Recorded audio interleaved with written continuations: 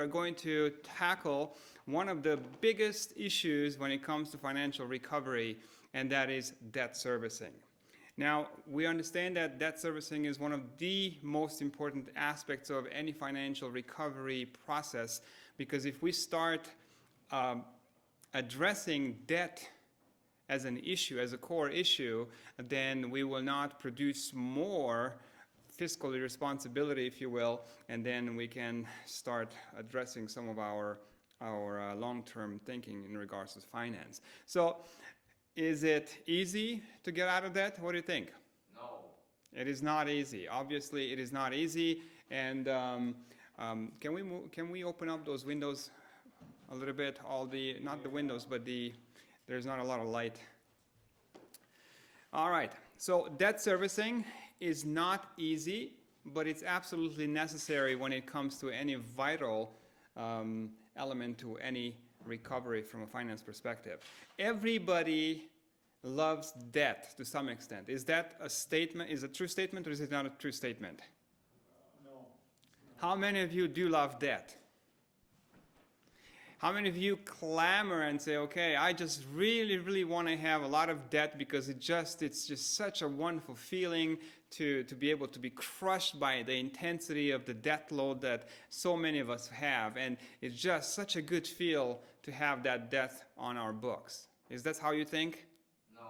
No, nobody thinks like that, obviously. Nobody likes that. I was speaking yesterday with one of our attendees, and you and I were talking, and you said that you had a little bit of an episode a while ago about having a little bit of debt, and that just kind of horrified you, and when you paid it off, you just kind of turned in your credit cards to the lending company and said, okay, I don't want to have to do anything with you anymore. And that's how I kind of feel about that too. In fact, debt, if you don't tackle it in time, it's going to offer you roses, according to this slide. But look at how you look like in the picture. That is not a good thing to have. That is something that is it's marketed to us as a product in the American society because we're a consumer society, but ultimately it's not going to have a good benefit in our personal lives. So I understand when I say this that a lot of economists out there are saying that debt is unavoidable because it's part of our economic system and our market economy, and I understand that. And some people might even say that if everybody would stop spending money, then our economy would free fall, if you will, and then everybody would struggle. So debt, to some extent, is part of who we are, and debt is part of what we need to have in order to survive. But I want to ask you that question in reverse, and that's the reason why some people say that debt is good. What if we would pay for everything when we have the money and we wouldn't have to incur debt? It's just an order of things or prioritizing of things. Instead of accumulating all this debt, why not change or reverse the order? Yesterday when I was going home, I was listening to a Nobel Prize winner economist, Paul Krugman, and he was explaining how the European economy, the single market economy, the Eurozone, are having a tremendous amount of problems because the debt levels in some of the peripheral countries such as Italy and Portugal and Ireland and Spain, they have accumulated so much amount of debt in the 1970s and later in the boom section, in particular in Spain in the early 2000s. And now that bubble has burst, and then the economies are not able to get back on. And I was thinking as I was listening to this Nobel Prize winner economist, how he explained that because people assumed a lot of debt loads, they went into excess to some extent, right? And they created this boom and bust cycle, and now they're left held in the bag, and there's no way, because they don't have a federal system like we have here, to be able to engage in a little bit of a stimulus or quantitative easing. They don't know what to do. So unemployment is very, very high. For example, Spain has unemployment in the youth department, if you will. Everybody between 18 and 26, more than 40% are unemployed. Now think about that. That's almost a full generation of unemployed people who in the future will be even more unemployable. And that is because of a process of boom and bust cycles that are required by the so-called modern economy. Now, I'm not against the modern economy. I'm part of it, and I love it. And I'm not going to ditch on it, if you will, if I may use a primitive wording here. But all I'm saying is that if we kind of think about debt, we kind of stop for a minute. Because what it comes down to, basically, is this. I, Andrew, or you, whatever your name is, you have a particular load of debt, and you have to ask yourself, okay, how am I going to live with this particular load of debt, and why I got into this particular position? And if we ask these two questions, it is absolutely 100% sure that we will not say that debt is good in all cases. Now, I know that there are some proponents there that they say that debt is extremely good in certain ways, and they could be an asset instead of becoming a liability, and we'll get to that in a little bit too, the differentiation between good and bad debt. But overall, I think that if we are not able to have the ability to self-control as far as a behavioral attitude towards debt, or if we can't control the environmental or political issues when it comes to debt, it's better not to have it, period. Because you can't control life, you can't control the government devaluing particular currencies, and then your money all of a sudden is worth less, and you have to take more debt on, or you can't control inflation and all that kind of stuff. But on a personal level, you can control the way you live to some extent, right? So let's go down and see some of the reasons why there are a few fallacies out there, and people say that debt is really good. And some of the fallacies, or some of the things, some of the arguments that are brought up in terms of debt being good is this. You can buy now and do what? Pay later. I mean, which one of us have not done it at some point in the past, which one of us have not engaged in such behavior? We have bought something on credit right now.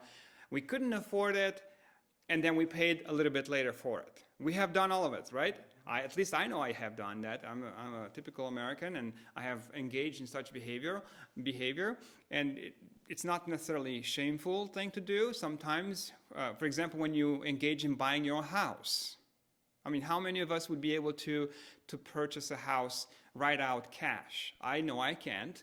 Most probably none of us can. So when we're engaging in the process of actively buying a house, we buy it on credit because we don't have the financial wherewithal to buy it off with cash. Some people do. And perhaps the second or third or fourth or fifth house you could buy in cash, but not right off the bat, not when you start life out. So sometimes when you buy something now and you pay later, it could be a good thing, and we'll differentiate that a little bit later. But for most cases, for most times, for most circumstances, buying now and paying later is not perhaps the best perspective to take. For example, if you let's say Christmas time comes along and you really want that TV because your old one is a flat one, but it's not as thin, it's not 5 millimeter thin, and there's a new TV that's only 2 millimeter thin, and it's just a brighter color, but it costs about $500 more, so you want to really buy it. Is it a good idea? No. Probably not, right? So I think that the very first fallacy is very, very predominantly disseminated in our societal culture, and we're saying, well, just live a little. I mean, you deserve it. You should buy it. There's not a big deal. You can pay it back out later on. Yes, you can, but in the process, you are making yourself poorer because money has a price. Every single dollar that is printed in the United States of America by the Federal Reserve already carries with it a particular interest rate. Period.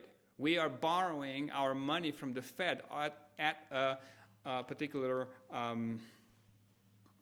interest rate. So, which is just the way we do business again. Now, the second fallacy in regards to debt being good and desirable is that it's going to improve your credit score. Have you heard that before?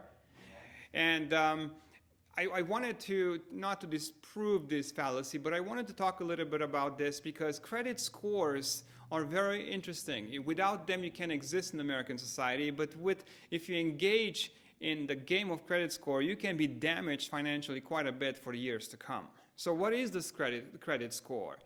Basically, the credit score is a measurement tool that the Fair Isaac company has developed in assessing your marketability in terms of debt.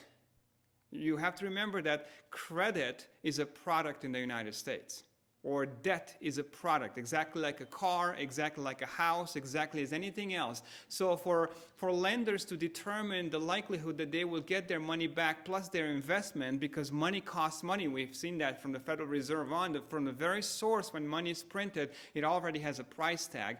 And as far as the more layers it goes through, from the Fed it comes to the government, or from the Fed comes through major commercial banks, or regional banks, and then from commercial banks they come into the retail banks, and then from the retail they come into our wallets in terms of loans, house loans, car loans, and discretionary loans and whatnot. So money has a price. It always had a price. Okay, so when you come to the credit score, these credit companies are trying to see how likelihood are you. What's the likelihood that you will be paying back your debts should you incur in amassing X amount of debt in your financial structure? So that's what it is. So it's not there particularly to have your edge or your advantage in mind, if you will, and it's not an evil thing. A credit score has nothing dubious about it. It's just a measurement tool to see if you are going to pay your money back or not, because everybody who is in this financial structure will always at some point report back your financial activity or behavior to these credit companies, credit assessing companies. So then you will have a file, and there is a scoring system from 250 to all the way to about 900, and there are three major ones: Experian, TransUnion, and Fair Isaac. So these guys are assessing a score to you, and if you are, for example, into the 400s or 500s, how likely is that you will be paying your debts back? Zero, or very, very low. How about if you are in the 700s? Pretty good, you're right. What about in the 800s and up? Exceptional well, right? So this is what the credit score is. And up to a few years ago, the credit score system, or the credit score, how they scored these, how they came up with these scores, was very, very secret. And now, in the past several years, this has kind of loosened a little bit, but still very proprietary, and they still don't tell you everything. But to a major extent, the credit score has several different components. One of them is how much credit to debt ratio you have.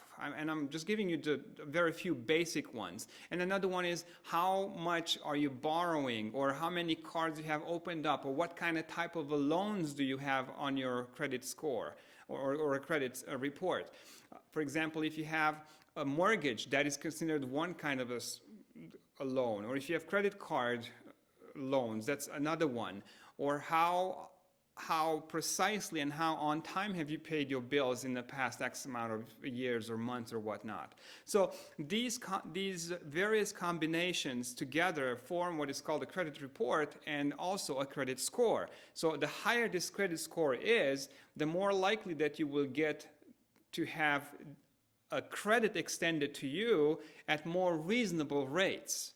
Because if the risk is going down, then cost is going down when it comes to money and its price.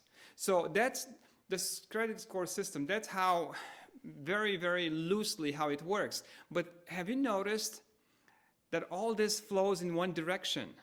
From the lender to you. It doesn't go backwards or vice versa. So basically, this is a system in which the lender assesses you and the likelihood of you paying them back, which implies automatically that you will take the bait, or you will use that credit extended to you. And sometimes there's nothing wrong with credit. Credit is not a negative thing in most cases. If you are responsible and if you're self-controlled and if you have a goal and you have a purpose and you have a plan, credit there's nothing wrong to it. But when credit gets abused, and there are psychological behaviors that sometimes we do abuse credit because it's so easy to do so, that's when we get in trouble. Okay? So the one thing that I would say, if you have financial trouble or had financial trouble in the past, then it's very likely that you will have them in the future if you don't have a 180 turn. Wouldn't you agree? I mean, just think about it. Behavioral issues are always there for a particular time frame, and if you don't change, they will be with you. So if you had issues, then don't borrow, because it's not going to be good for you and you're going to be in perpetual decline when it comes to finances. So again, another fallacy with credit is that car payments are very, very good. And if you kind of think, as we talk about car payments and mortgages and credit extensions and whatnot, please have this overarching theme in mind. Credit flows from one direction to you, which means that you will always incur a cost with credit. Period. And which is, again, it's not bad, but you have to ask and you have to make a very precise determination. How much is that credit price worth for you?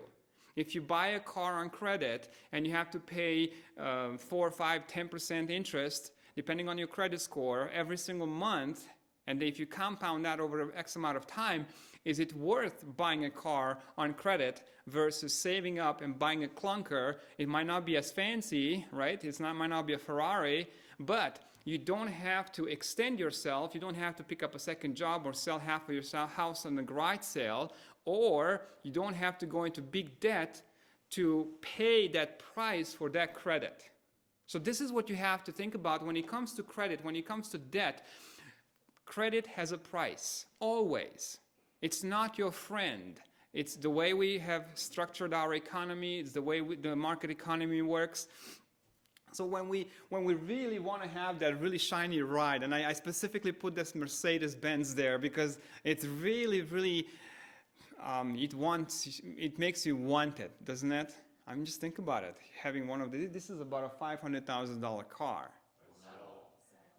There you go. You sell it and buy half of Lewistown. There you go. That's a good plan. Well, probably not half, probably just a little bit of an inch of Lewistown.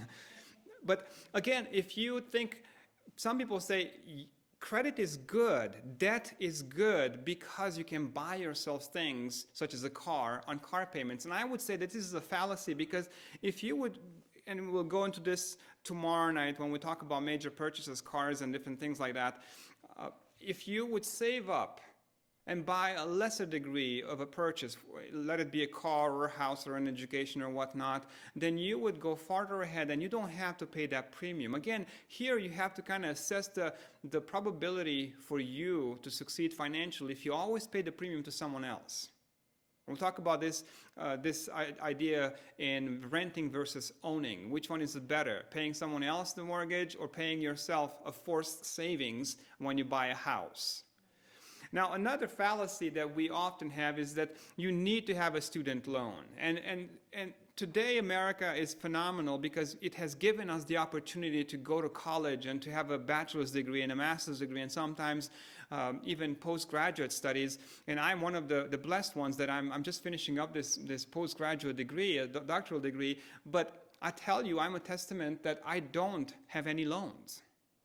I have gone through 4 years of doctoral studies and I did not borrow 1 cent.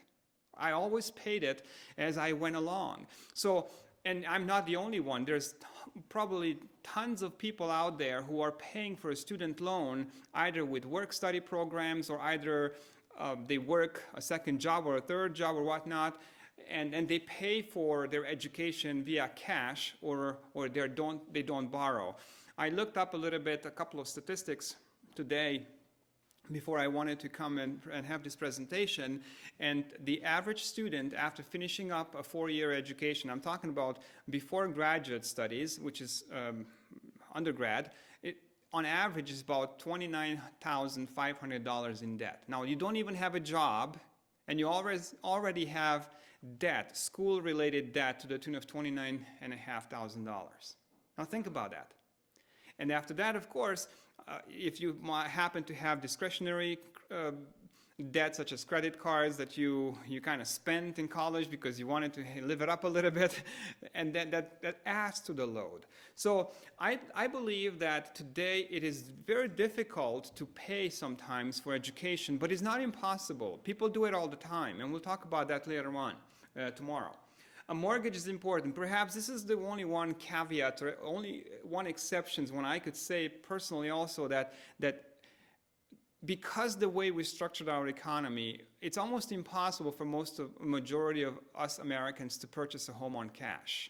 I mean, which one of us have a couple $100,000 and go out and shell out and say, hey, I'd like to have that house. And while you're at it, put some pink on the roof too, huh? You can't do it. Not, at least not majority of us. So while it's a fallacy to have credit all the time, and sometimes there are people who are able to eat a lot of spaghetti or whatever they alter their lifestyle, and the first house they might have to buy it a little bit on credit, but the second house they already buy cash or reasonably with very, very little credit.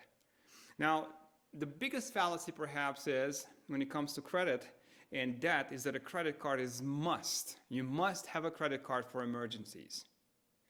Now, I have to tell you that credit cards are perhaps one of the biggest causes of non-secured debt that causes us bankruptcy proceedings and causes us financial distress.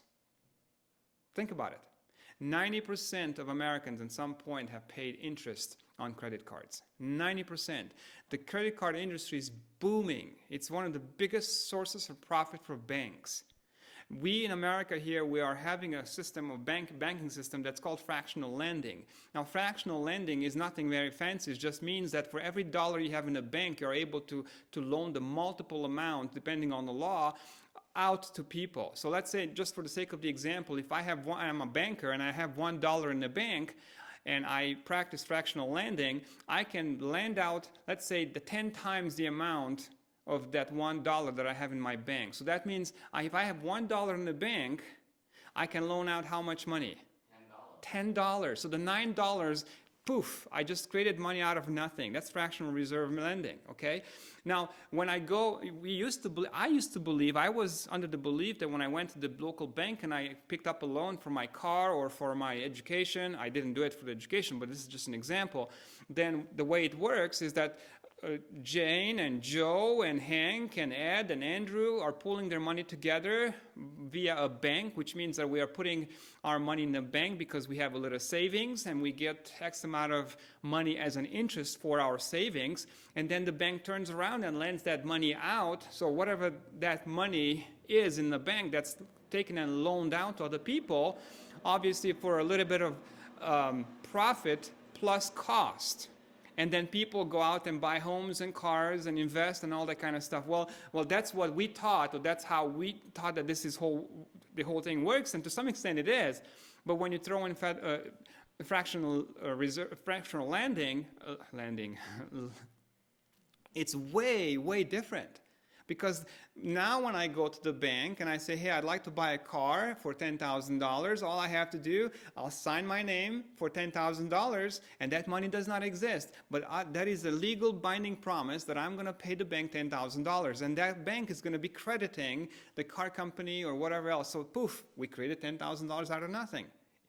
Now, the bank might have, at that particular point in time, the $10,000 in the bank as a physical money, but it might have not. It might be just a ledger line in a computerized system that Andrew owes $10,000 to X amount of bank. And then the bank owes $10,000 to X car dealership.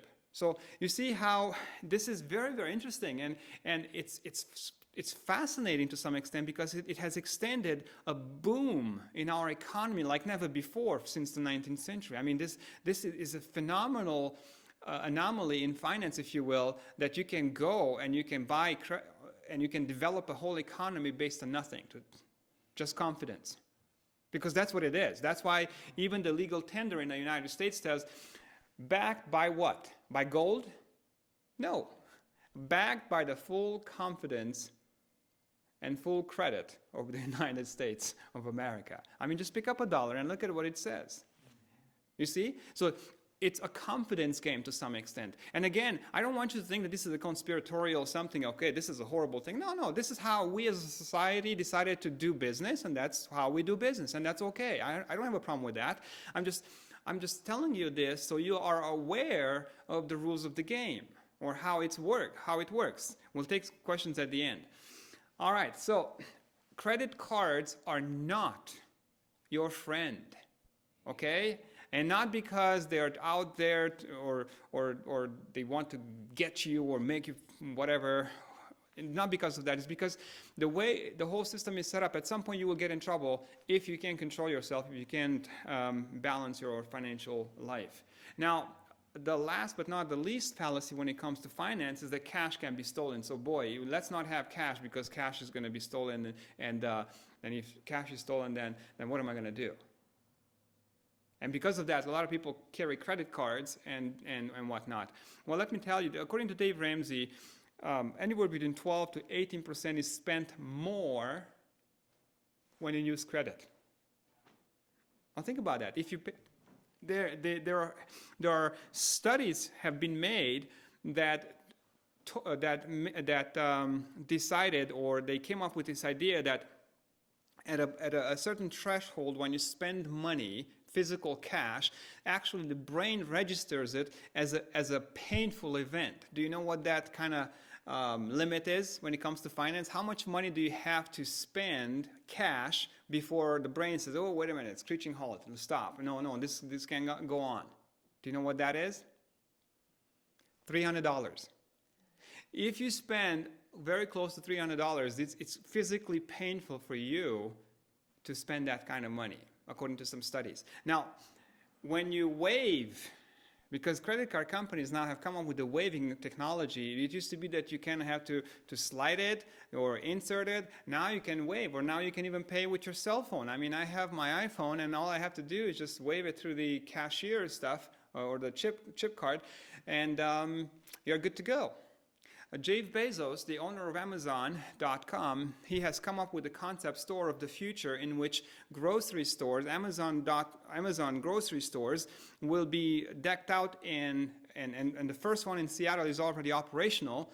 And these stores are phenomenal. I mean, I absolutely love them because in the way they are set up, you go into the store and you do not have to meet a cashier. You do not have to talk to a cashier if you don't like to.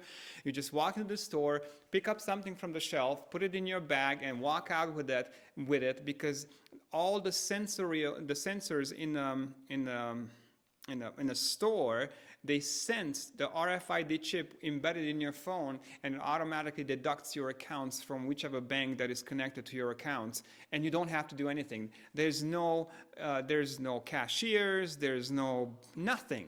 You just walk in, pick up whatever you want, put it in your bag, leave, and it's automatically debited from your accounts. And it's already functioning right now in Seattle. Go home, put it in Google, Amazon.com stores in Seattle, and look at it. Amazon even came up with a 2-minute introduction of the stores, and they say that this is a concept, and if it proves that it's going to work well, then they're going to flood the United States with such stores within the next 5 years. So think about it. This is not bad, it's nothing evil, it's actually pretty cool because it's technology and it's the future. But again, you have to be very self-aware of yourself when it comes to finance and credit, because credit is so easy to mishandle if you're not careful. When you have the physical cash and you're kind of conscripted to this $200 a month or $500 a month or $1,000, whatever the budget is, and when you kind of have to shell it out one by one and it's gone, boy, oh boy, that kind of feels, I better stop because I'm not having any more cash. But when the credit, oh, it's okay, I'm just going to swipe, I'm going to kind of wipe or whatever, it's just easy.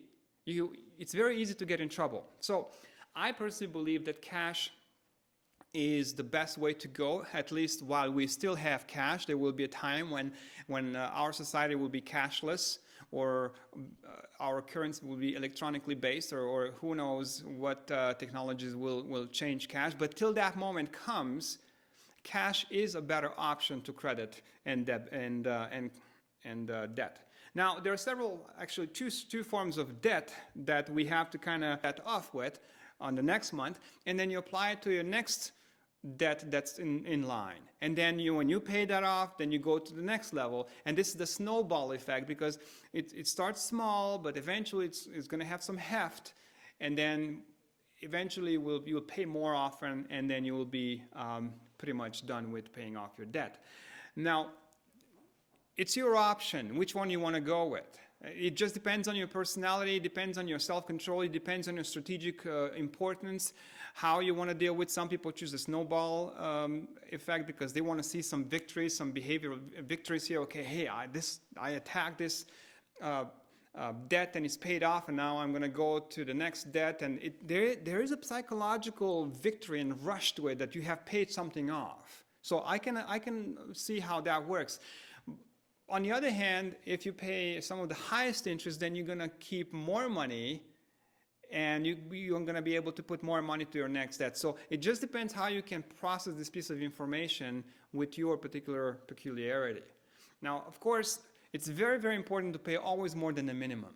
If you just pay the minimum, it's just a racket. And this guy, it's just phenomenal. The story how this 2% minimum came upon, it's just absolutely phenomenal. One guy in the 80s came up with the idea, hey, how can we make more profit? Well, you know that in the beginning, credit cards ask you to pay everything back in full, right, in the beginning, and then they assessed a little charge for it as a service fee. And then, of course, they said, okay, you can pay a little less back then, but we will assess interest on it. But that still was very, the amount that you had to pay back on a monthly basis was quite high, based upon the percentage ratio of your debt versus credit utilization.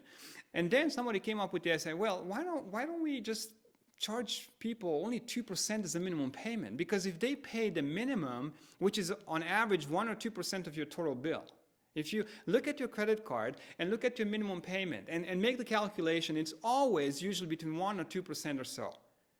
So they said, if you only pay 2% of your bill back, and we have assessed that interest every month, we will just make money to infinity, and which is true. And they do make lots of money. And again, please don't think that this is evil. It's just making business. You borrow the money, and those are the rules of the game. Now, some people are a little bit more interesting when it comes to this, but not everybody is disreputable in the lending industry. They're actually really good people, and so on and so forth. But this is the way the game is played. You pay 2% back in minimum, and then you will be paying it for years, and the interest will end up eating or being more than the actual principal that you purchased something with. So never ever pay only the minimum. Always pay more, because you will be years in debt and you will pay a tremendous amount of large interest rates. Call your creditors, negotiate different rates. I tried this out just for the sake of it to see if it works. It works. I wasn't in debt, but there was one card one time, about 4 or 5 years ago, that they had a higher interest rate, and I said, hey, let's just try out if this works or not. I called them, hey, would you like to lower my interest rate, because if not, I'm going to go to a different company and whatnot. I said, sure, why not? So they lowered it from about 13 or 14 to 8.8%. So it works. Now, I never used the credit card, but it worked. So 8.8%, it was really good. Even today, it's very good, because average interest rates are 15% or higher, or give or take, depending on your credit score. Set a timeline for getting out of debt. Always have this in your plan, okay? Let's say today is May the 23rd, and let's say May the 23rd, on 2 years from now, I'm going to be off of debt. I'm going to be paid off all my debt. Of course, in the planning phase of these 8 steps, you're going to sit down and see, okay, this is my load accumulation. This is my debt that I have. It's going to be taking me X amount of time to pay it off based upon my income that I have, which means that I will be off of my debt in 36 months. And then stick with that. And you say, you count into the future where that 36 months is going to end, and you say to your spouse, you sign a contract with yourself and your spouse and say, by 36 months from now, we will be off of debt. Period. And it's pretty cool. It works. All right, the next step number 4, you have to have some extra income. If you're in debt, there is a reason. Perhaps you lost your job, perhaps there's a medical issue, you had a huge medical bill, or perhaps somebody divorced you. There are different ideas. There are different circumstances why somebody goes in debt. Not everybody who goes into debt is evil and a lazy slug or something like that. It's such a erroneous and such a unfortunate misnomer that everybody who has debt in this country is a horrible nobody. That's not the case. Good-hearted, wonderful, hard-working American people are in debt because of circumstances that they have nothing to do with. Try being a 55-year-old losing your job in small-town America and not being able to pick up another job, and you have medical bills. Try see how you're going to be able to handle that. You see, there are some, like in every society, in every particular category of people, there are some people who are in it for the fraud or for the unjust side of it or whatnot. But for the most part, average Americans who incur debt, it's not necessarily because they are trying to live up their means or whatnot. I personally believe that it's sometimes, most of the times, is because of environmental issues that they can't control, such as a medical bill. Like one of you mentioned the other day, I was flabbergasted that after insurance, if you go to the local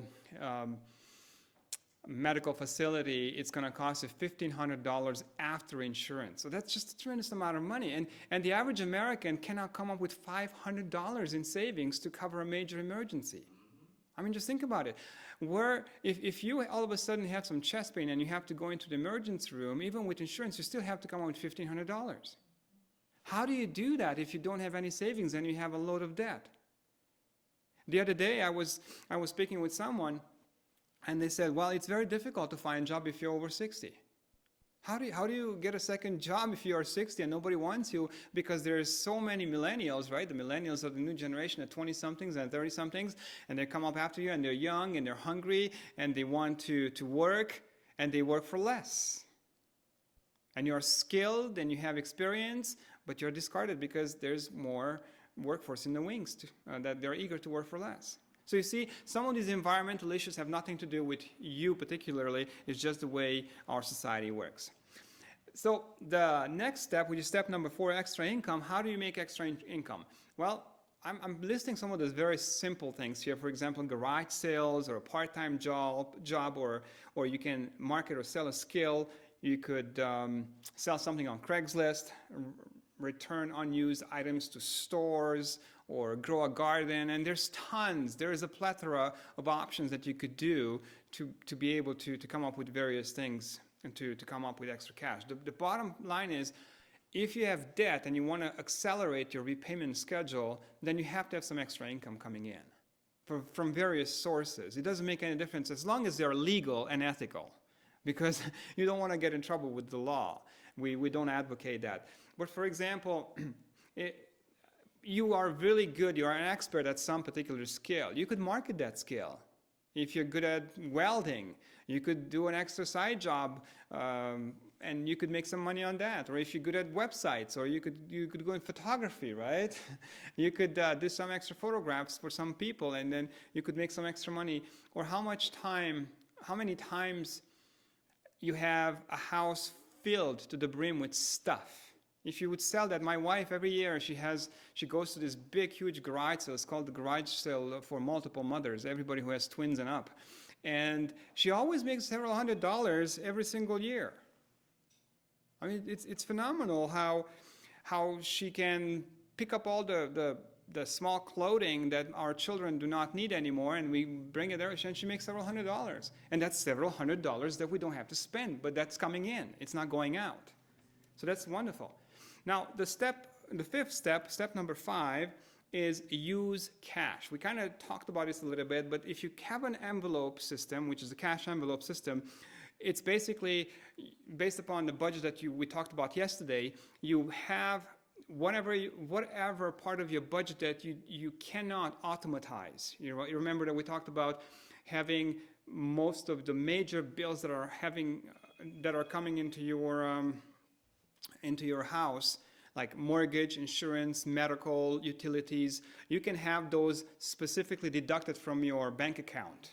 So then that's automation. You don't have to think about those. But to be able to make headwinds with money, you want to make sure that you use cash instead of credit, card or credit or debt, incurring new debt for perishable items such as grocery items or whatever you buy that it's on short term. You should never buy anything short term with credit anymore anyways. So in those cases, you can make several envelopes. For example, envelopes for groceries, envelope for gas, envelope for miscellaneous, envelopes or whatever. And you put that money that you budgeted already into those envelopes.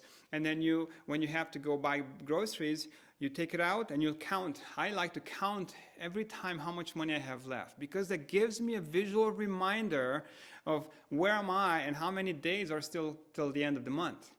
Because if you just take out a 20 out of the envelope and you don't look at how much money, you can have this idea, okay, there's more money there. But what if that money is only $2 left and you have 25 days to go? So I always count the money in the envelope system, which I use, so I see how much money it still is before the month is out. Stick with the envelope system for at least 3 to 6 months. It's not easy, but it's very, very cool. Now, step number 6 is a behavioral change. And this is very important because most times when people go into debt, it's not because they're evil people, it's because of behavioral issues in their personal lives. For example, we have to change our attitude to spending. How many times have you said, oh, I bought it because it was a huge sale. So I asked, what's the sale? Oh, it was 60% off. I couldn't say no to that. But what we don't realize is that the retail industry is so phenomenally good in marketing us stuff. I mean, the 60% that you perceive as being off, it's still off the top of the profit that they make.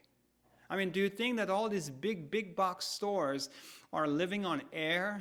They have to make a profit to stay in business. They have to pay the retail space. They have to produce X amount of dollars per square footage, because otherwise they will go out of business. So what you perceive as 50 or 60 or 70% off is just basically a marketing gimmick so they can get you into the store and spend, which again is not evil, it's just business. But you have to say no to that if you already have a big issue with debt. You have to say no to that. You have to reduce the spending even on essential. You have to cut stuff out that is fancy. I would not even think about having a TV cable system in my place. I don't own a TV in my house, and I don't even own any cable TV or whatnot, because it's $35 or $36 a month. The only thing we own is internet, because it's almost paramount to my work. If I don't have internet, I can't do my work, right? So think about all these things. Mail orders needs to go. Reduce your phone plan. Why do we need to have a fancy schmancy phone if you don't use it? If it's not pertinent to our work, we don't have to have it. And I know I'm speaking to the choir because I know most of you have these phones from the 1920s. Now, we have one more step and we'll be done. Stop eating out. Why do we have to eat out? I mean, if you go out and eat out, it's on average, it's about $6 to $7, if you're lucky enough. Usually a plate is about $8 to $10 on average. So do you really think that cook has come from that particular country and it serves you greasy, oily food is way better than what you can eat at home? Sometimes, okay. Especially if you don't burn the pizza, right? I know, we burn the pizza. But the idea is here that you really want to reduce spending as much as possible. You have to reduce. You have to use coupons. My wife is absolutely phenomenal in using coupons. I mean, we buy stuff and the store pays her to get the merchandise out of the store. I think we should do a different seminar on couponing too, but it's phenomenal. And if you think that it's not possible, oh yeah, even here in Lewistown, there are certain places where you can go and get the coupons, the Sunday coupons from the newspapers. I used to go to the library here in Lewistown, and I made friends with some of the people in the library and asked them, hey, would it be possible to get the coupons out of the Sunday paper? And they were so nice, and they said, yes, Andrew, of course, you can get them. So then I would get the coupons, and I would use them on triple coupon Tuesday, if you will, and we were able to save very, very good money. I think one time we looked around and we made a calculation with my wife, and it was several $1,000s that we saved over 1 year in coupons. I think it was about $5,000 to $7,000. I can't remember exactly. Downsize. We have to downsize. Do you really need everything? Probably not, right? And of course, educate yourself when it comes to money.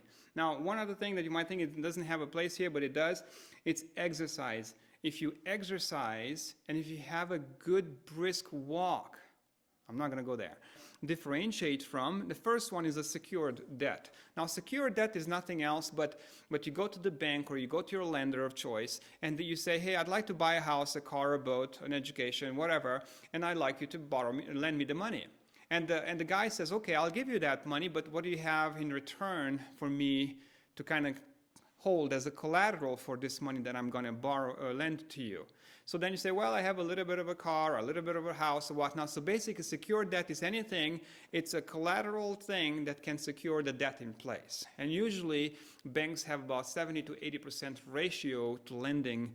So which means that, let's say, if something is worth $100, they only extend you probably $70 credit on. So no matter what you do, they will still make a little bit of a profit. And they should make some profit because they are the cornerstone of the modern economy in some sense. There's nothing wrong with making profit. I'm just saying how this whole thing works. So that's what secure debt is. So secure debt could be based upon a house. So your house can be a collateral to your debt. If you go and buy a house, what happens if you don't put down 20%? I mean, at least 20%, you have to pay PMI. We'll talk about this later in the house purchasing section. PMI is private mortgage insurance, so the bank will be reimbursed in case you're default, but the house will be taken away from you because that's the collateral to your secured loan. Now, again, a car can be a secured collateral. When you go and buy a car on a loan from a bank, you have a lien on your title, and you have to register it with the bank and with the local state authorities. And they say, okay, so this car cannot be sold unless, or if it's sold, the first one to be reimbursed is going to be the bank or the lender who lend you the money. So that's a secured debt. Or a business can be also something that can be used as a collateral for your loan. What about land? Would land qualify for this particular category? Yeah. Oh, absolutely. And here in our area, one of the biggest banks in our state, it's Stockman Bank. They started out lending to ranchers and landowners and that kind of stuff. So there's nothing wrong again. It's just, you see, these secured collateral types can be of anything that has value and in terms of liquidation can reimburse the lender that has given you the money. Now, it could be a collection of stamps, it could be a collection of coins, it could be a very important artifact or anything that has value that can secure the loan in place so you can have your money. Now, what is unsecured debt then? Probably the opposite, or vice versa, right? If unsecured loan or unsecured debt is anything that you do not have a coverage for. For example, a credit card, is that a secured loan or is that a secured debt or is unsecured debt? Unsecured, obviously, because when you go and apply for a credit card, let's say MasterCard Gold or Visa Card Platinum or whatever the case might be, when you go, you don't have to tell them, hey, if I can't pay back to $2,000 I'm going to owe you in 2 years from now, plus interest, I'm going to give you the house. No, that's not going to happen. Credit card companies, they are so good at what they do. They have mathematicians and statisticians and they have algorithms in place that they say the likelihood of default on particular categories depending on credit scores of people's credit scores. So they have this down to a T. They know what's the ratio of loss versus gain on an average customer. So they have this figured out so well that they don't really need a lot of secured debt. And if they would have to have a secured collateral, perhaps they couldn't be able to loan because most people don't have a lot of collateral that can be pledged for this kind of a debt. So credit cards and payday loans or whatever else, all of these are unsecured loans or unsecured debt. So I'll share with you today 8 simple steps to dump toxic debt. Very simple. You might think, oh, I know that. Well, if you know that, why don't you do it, right? That's the idea. But it's very, very simple. Debt dumping is nothing fancy, is nothing extraordinary. It's some part is behavioral, psychosocial, or psycho-emotional, I should say. And part of it is just pure paying attention, I guess. There's no rocket science in dumping debt. So let's see, what are those 8 steps? The very first, what is it? Stop borrowing. I mean, you have no idea that in writing my dissertation and in preparing to write my first book on this particular subject, I'm astounded at the stories that I read about people raking in debt to the tunes of hundreds of thousands of dollars. I mean, I read this morning, a story about this mom who was a single mom with 3 children and raked up $176,000 in just a few years. I mean, that's just an astounding amount of money. I can't even imagine that much money, let alone having it as debt in my personal life.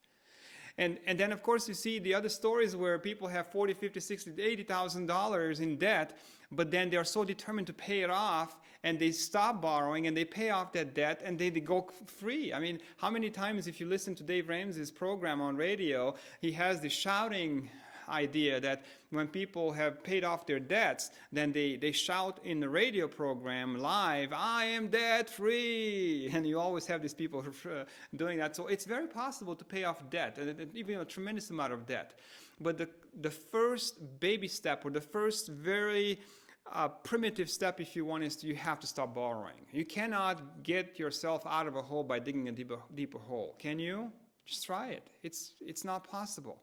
So step number 1 in dumping toxic debt is stop borrowing more money. If you play the game, let's say I'm going to pay Paul, but I'm going to rob Peter to do that. That's not. It's just a shell game, and it's not going to help you at all. You have to stop borrowing. Period. No matter what. That's number 1. We have to stop all new debt in all its forms. And that doesn't include only putting more money on a particular credit card, but also saying no to sales, for example. A lot of the times we get into debt progressively over X amount of time. It doesn't always happen. And which one of you guys went to a credit card lender or a bank and you said, hey, give me $10,000 because I want to go into debt big time. This is my first time I want to go big. Any of you guys did that?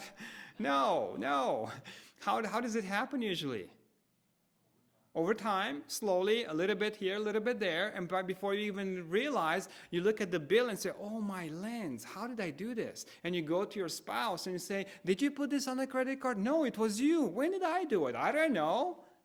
Right? And you have this bickering process back and forth. I mean, let's audit the statement. So you call the credit card company or your bank, and it comes out, and there's black and white. And the charges, well, I thought there's going to be like $200, $300, $400, $500 charges. No. It's like $4, $6, $25, $82, $65, whatever.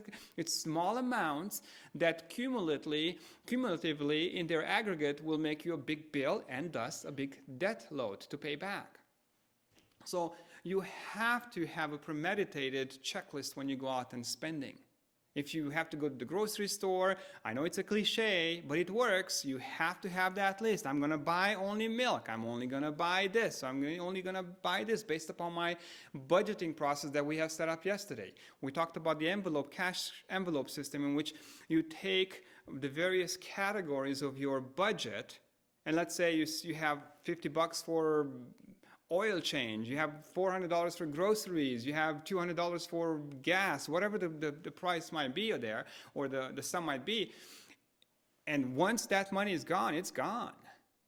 And if you have this premeditative attitude about money, and specifically with cash, then it's going to make you feel very intentional. And when you kind of go through your envelope and you see that you had $100 for, let's say, groceries, but you already spent $70, you only have 30 more to go, you kind of start thinking, do I really want that Pringle at $2.55?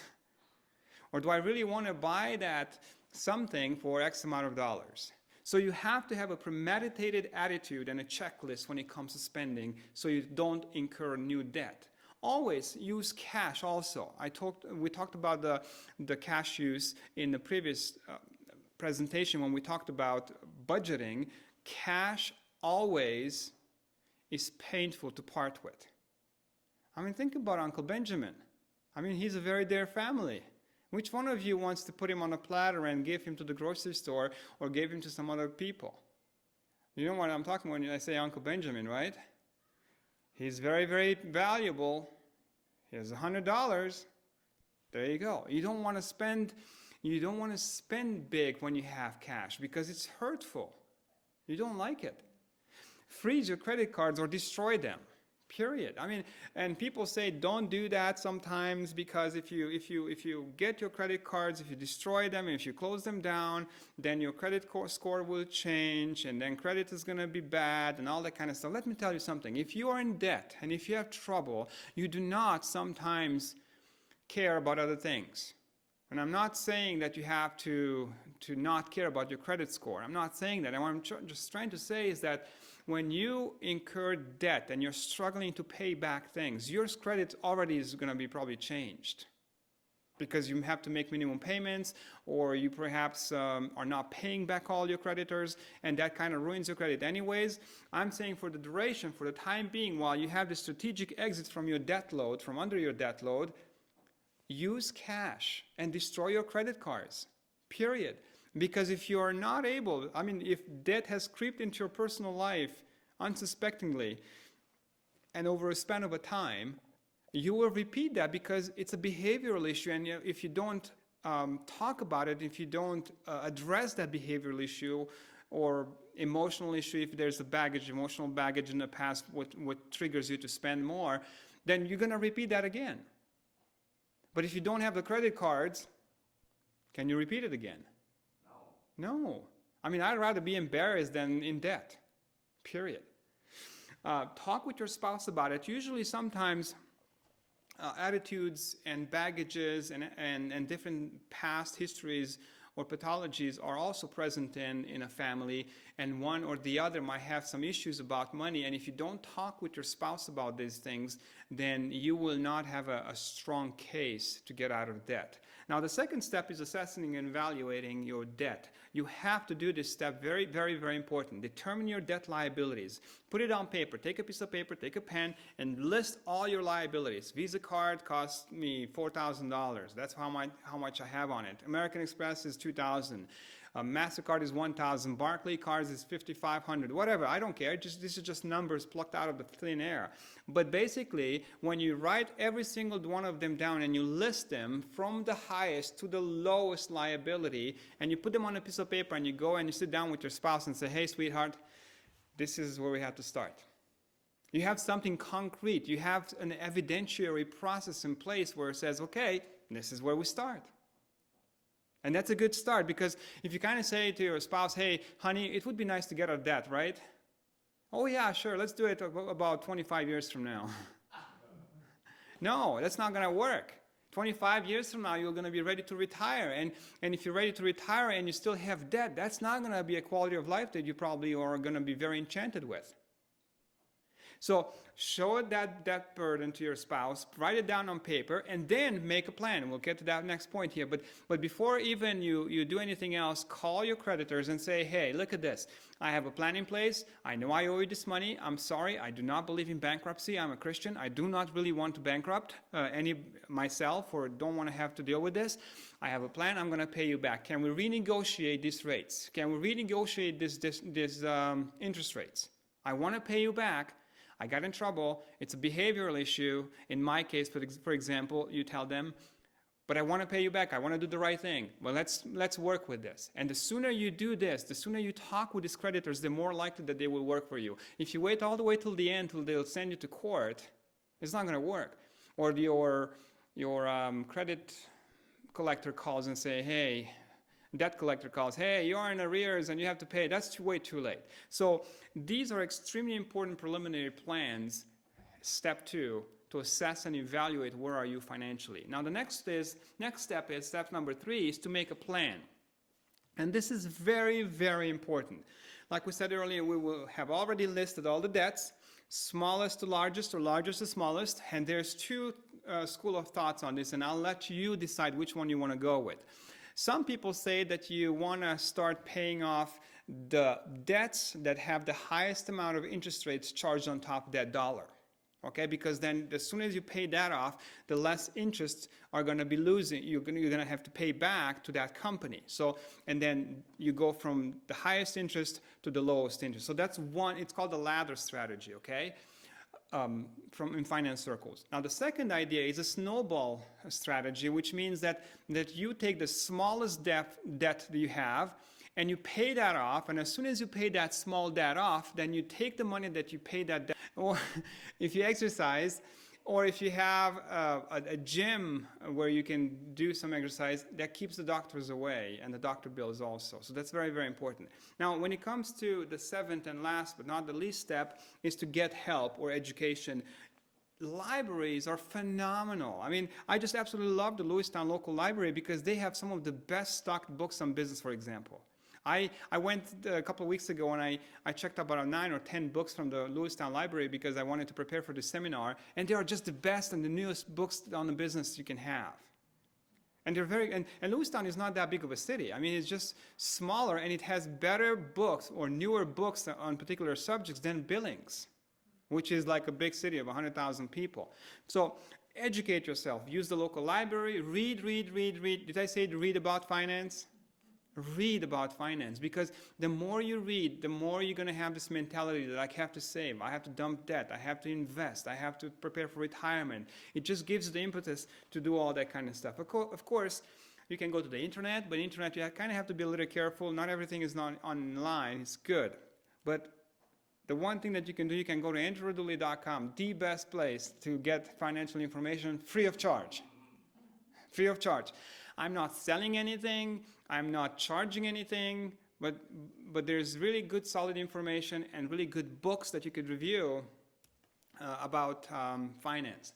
All these books that I have here, I've read, and they're very, very good. Look through them, there's tons. I just only picked a few of them here because of lack of time. And of course, here's the website that you can go, and I had that drop-down menu down there so you can see there is tons of resources on everything from real estate to motivation to whatnot. Okay, so the last but not the least step is step number 8. Did I say that? And number 7 too, right? Okay, is celebrate. You have to celebrate. Absolutely. When you have a victory, when you have a feel-good moment about finance, celebrate. Go get yourself a cheap celebration something. What I like to do sometimes, go to McDonald's, get a $2 frappe once a year or whatnot. Well, I guess I had a lot of victories because I had a lot of frappes this year. All right, we'll exercise more. And with that, we conclude our seminar here with this, and we will have, if you have any questions, this is the time now for the questions. Thank you so much.